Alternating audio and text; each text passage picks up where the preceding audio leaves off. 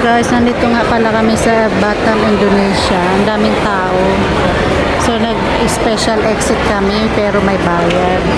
Kaya mabilis kami nakalabas ng immigration kasi may special exit sila dito. Parang may bayad. Sa Pilipinas kasi walang ganun, kaya ang haba-haba ng pila, mag-aantay ka talaga. Pupunta na kami sa aming hotel, guys. Pero tatawid muna kami ng tulay. Ito yung walang escalator na hagdan. Binubuhat yung mga luggage dito. Paano pag matanda yung dadaan dito? Buhatin mo rin.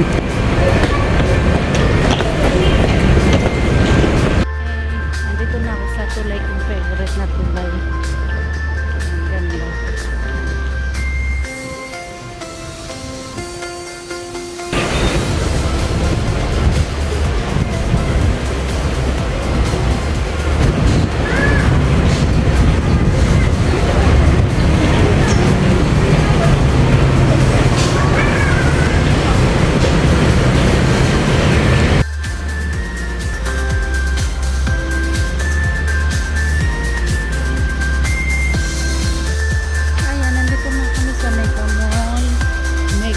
Philippines, Mega Mall dun sa Asia.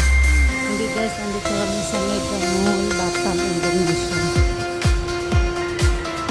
Ayan, kakain kami dito. Ang sarap ng mga pagkain dito. Tapos ang mumura pa.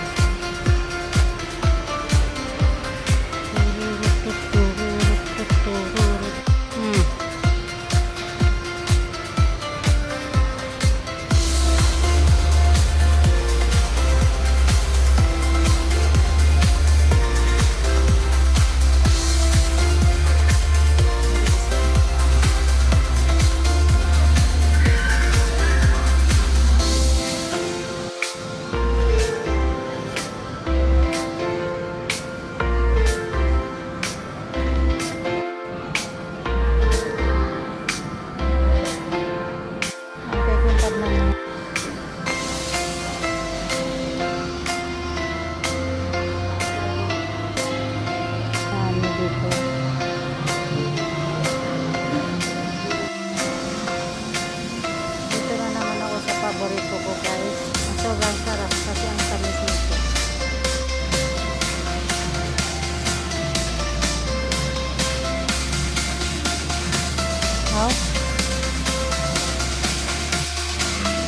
Daming itlog dito, guys.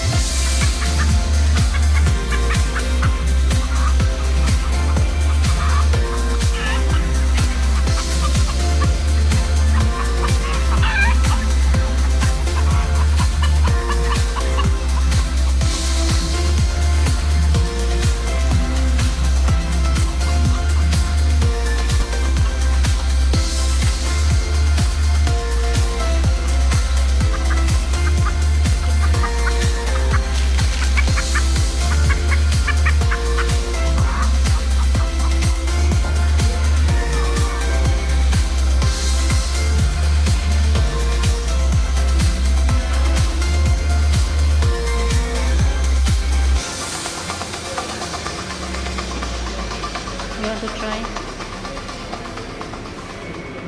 Looks so nice. You want to try later your dinner?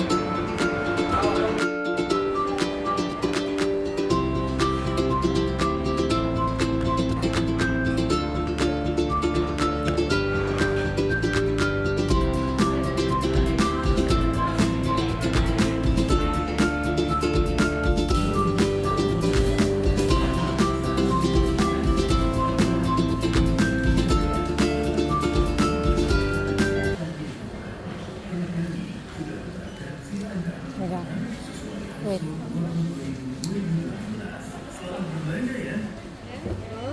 This one. Okay. Selamat siang, panggilan staf produksi, tunggu segera di M3, staf produksi, tunggu segera di M3, terima kasih. Okay.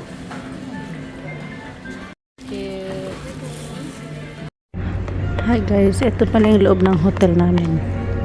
Dito kami lagi nag-hotel kasi ang ganda, tapos mura lang. Ayan na, may bowling doon. may puno sa kahoy. Sabi ng iba guys, mga Singaporean, pag daw may puno sa loob ng ng bahay, may mumu.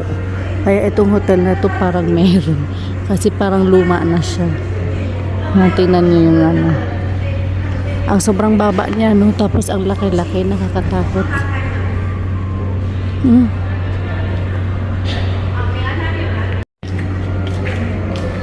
May palaruan pala dito.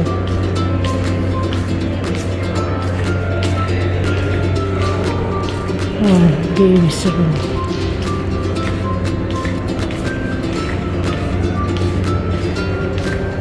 Pwede kang uminom dito guys. May bar sa loob. Ano kaya to? Ang laki niya. Smoking area. May smoking area to. May lang napasok to. Ayan. Grabe, ang laki ng hotel na to. Tapos ang mura lang dito guys, pinakamura sa mga na-hotelan naman dito.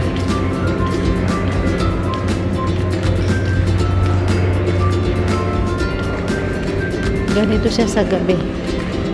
Sa araw kasi tahimik lang to eh. Ano, daming nag-hotel dito. Minsan bus pa sila. Tapos minsan guys may kumakanta dito. O ayan sa stage. Gusto ko nga kumanta kaso sintonado naman ako. Puno. Front desk niya. Ang daming table. Kasi ang dami laging pumupunta. Kaya ang dami nilang front desk. Ayan na guys, may kumakanta na.